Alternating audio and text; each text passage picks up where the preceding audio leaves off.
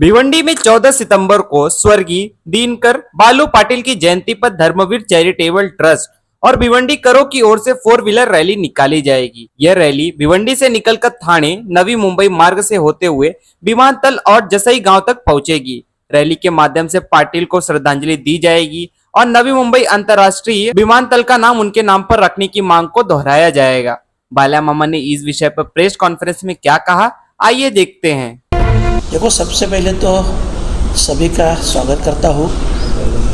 आप सभी को मालूम है, एक 4-5 साल से नवी मुंबई अंतर्राष्ट्रीय विमानतल जो बन रहा है और इसी विमानतल को स्वर्गीय दिबा पाटिल साहब जो इस देश के नेता थे, जिन्होंने बहुत से ऐसे डिसीजन लिए जो हमारे देश की माँ बहनों के लिए है, हमारे फार्मर लोग के लिए है, ओबीसी समाज के लिए है।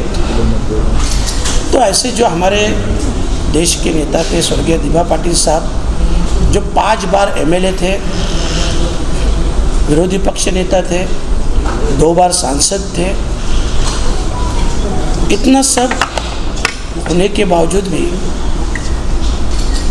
आखिरी समय वो जिस घर में रहते थे, वो घर लोगों ने श्रमदान से बना के दिया था, उसी घर में रहते थे। ऐसे प्रामाणिक नेता जिनका नाम नवी मुंबई अंतर्राष्ट्रीय विमानतल को लगना चाहिए, ये सभी पार्टियों की तरफ से सभी पार्टी के नेता,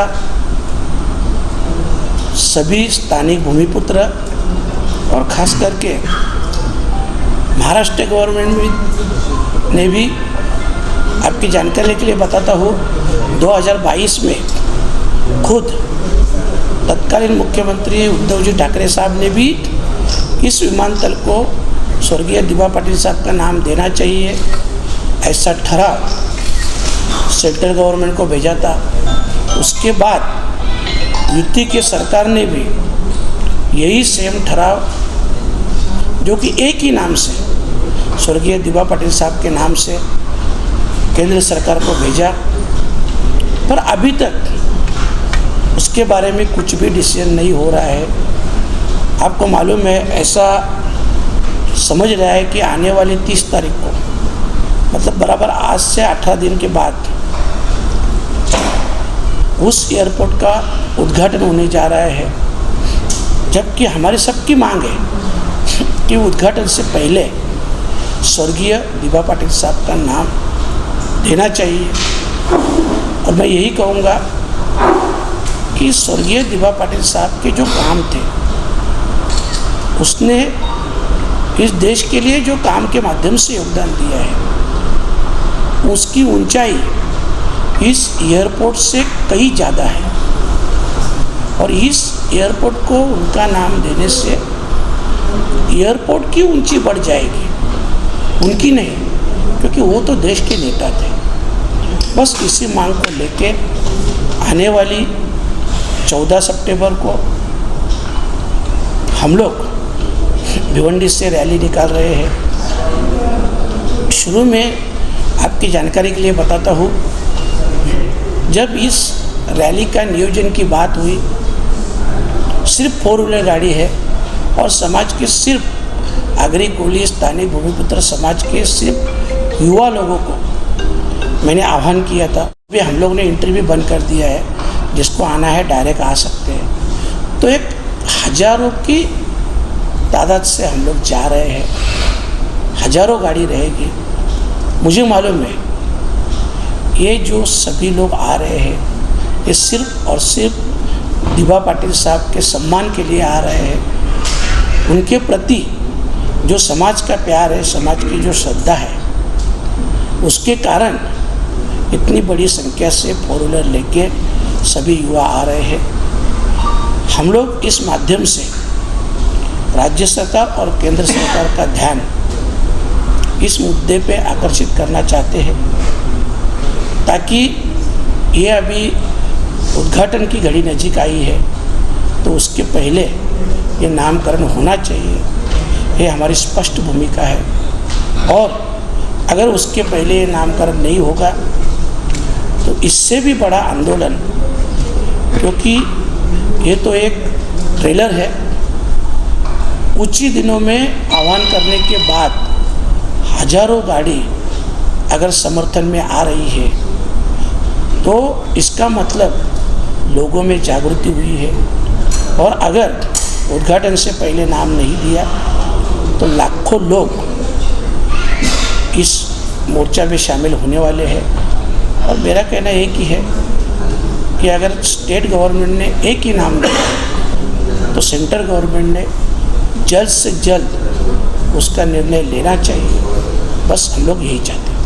कार नहीं पड़ेगा या आपके ऑफिस वालों से जो है कांटेक्ट करना पड़ेगा, कैसे आप? नहीं, देखो, ये सब सेफ्टी के लिए हम लोग ने किया है कि सभी गाड़ी का नंबर, ड्राइवर का नाम, नंबर, ये सब हम आरटीओ में भी देने वाले हैं। ट्रैफिक डीसीपी साहब दोनों, थाना के भी, न्यू बॉम्बे के भी, नवी मुंबई के भी, सभी से बात हुआ है तो उनको ये सब डिटेल्स देने वाले हैं। पर अभी ऐसी हालत है कि 2000 की गाड़ी के ऊपर एंट्री गई है, तो अभी हम लोग बता रहे हैं कि कौन से एरिया से, कौन से पॉकेट से कितने लोग आ रहे हैं। हमारे न्यू बॉम्बे महानगर पालिका जो है, उन्होंने जो महानगर पालिका के जो क्षेत्र में जो फलक लगाए, न्यू मुंबई विमानतल, इस तरह के फलक लगाए, कई युवाओं ने वहाँ पर विजिट करके वो बोर्ड तोड़े भी है, उसके बारे में क्या कहना है?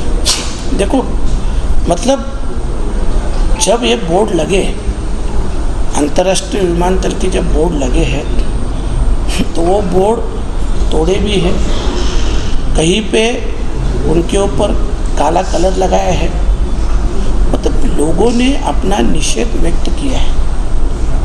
तो इसके लिए ये गवर्नमेंट को, देखो अभी नज़दीक आ रहा है, इसके आपने देखा होगा संसद में भी मैंने इसके बारे में आवाज़ उठाई थी।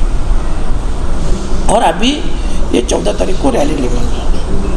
तो ये जो लोगों का विरोध, क्योंकि 4-5 साल से चालू है, हमारी संघर्ष समिति भी लगातार संघर्ष कर रही है।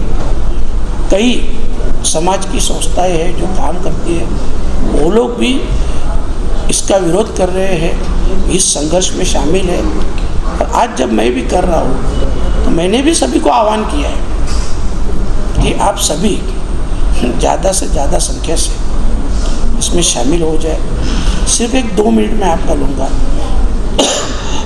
वो इसके लिए कि ऑलरेडी दिभा पाटिल साहब का मैं काम बोलना आपको भूल गया कि उनको मैं राष्ट्रीय नेता क्यों मान रहा हूँ। देखो 1989 में जब श्री भ्रूण हत्या का कायदा पारित हुआ, वो कायदा महाराष्ट्र विधानसभा में दिभा पाटिल साहब ने पारित किया। उसके बाद में 1994 में सेंटर के गवर्नमेंट ने भी उसकी दखल ली और पूरे देश में इस श्री भ्रूण हत्या का कायदा लागू। जो फार्मर लोग का था, जगह के बदले में जगह, पहले आप देखते थे सेंटर का हो या स्टेट का हो, जो भी प्रोजेक्ट निकलता था उसमें से कुछ छोटी मोटी अमाउंट दे के फार्मर को खुश किया जाता था, चुप करते थे और प्रोजेक्ट करते थे। पर उसके बाद में दिभा पाटिल साहब ने क्लियर कट एक आंदोलन किया। तो उस आंदोलन के माध्यम से उन्होंने शासन को पता है कि भूमि की बदले में, मतलब जगह के बदले में जगह मिलनी चाहिए। और जो 12.5% का जो फार्मर के बाजू से डिसीजन हुआ, वो भी स्वर्गीय दिभा पाटिल साहब ने किया, जो पूरे देश में लागू हुआ। कुल कायदा आपको मालूम है, कुल कायदा तो 1948 में पारित हुआ था, मतलब मंजूर हुआ था, जिसकी दखल खुद डॉक्टर बाबा साहेब आम्बेडकर ने ली थी। तो उसके बाद में 1957 से लेकर 1965 तक दिभा पाटिल साहब खुद MLA थे, उन्होंने इसका फॉलोअप लिया। और ये जो कायदा था, ये जिया सहित पारित किया महाराष्ट्र में। इसके बाद में वो पूरे देश में लाई। और इससे और एक बात बताता हूँ कि जब मंडल आयोग की सिफारिश लागू करना था पूरे महाराष्ट्र में, तब OBC का उसी समय 1984 में ओबीसी का महाराष्ट्र का नेतृत्व दिबा पाटिल साहब कर रहे थे। मेरा कहने का मतलब यही है कि उनका जो काम है, आज भ्रूण हत्या का जो हुआ, सब हमारे माँ बहनें बेटियाँ हमारे पूरे देश में उनके लिए कानून लागू हुआ, पूरे देश के फार्मर के लिए कानून लागू हुआ। ओबीसी को जो पूरा हक मिला उसका भी महाराष्ट्र का उन्होंने नेतृत्व किया था। ये सब उनके काम देखेंगे, पूरे देश लेवल के काम। और इसके लिए हम बोलते हैं कि इस विमानतल को, उनका एयरपोर्ट को नाम मिलना चाहिए, जिससे एयरपोर्ट की ऊंची बढ़ जाएगी। दिबा पाटिल साहब की नहीं, दिबा पाटिल साहब की ऊंची तो बहुत ज़्यादा है, क्योंकि वो देश के नेता थे।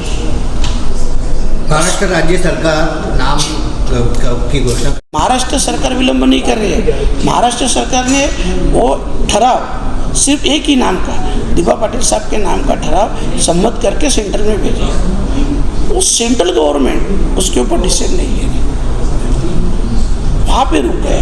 तो देखो अभी 30 तारीख को अगर उद्घाटन है, ओपनिंग है, तो सिर्फ 17-18 दिन बचे हैं और अभी भी उनका नाम अनाउंस नहीं हो रहा है।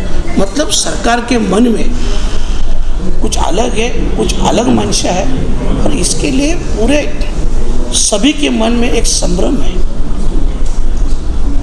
और इसके लिए हम लोग ये आंदोलन कर रहे हैं। Thank you.